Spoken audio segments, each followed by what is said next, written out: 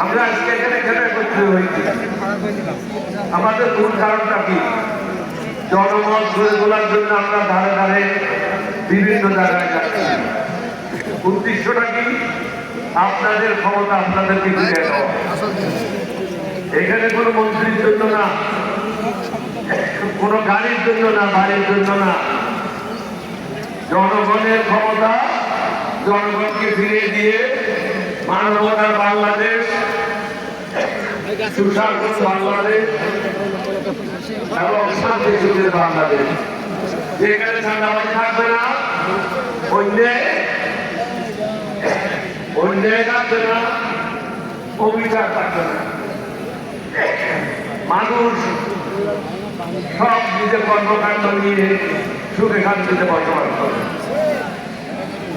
মাননীয় প্রধানমন্ত্রীকে বলবো, আপনিও এই রংপুরে বলে গিয়েছিলেন, জনগণকে আবেদন করেছিলেন তারা যেন বিএনপিকেও একটা ভোট দেয় এবং সংস্কারের জন্য একটা ভোট দেয়। এই কথাটা আপনি স্মরণ রাখেন।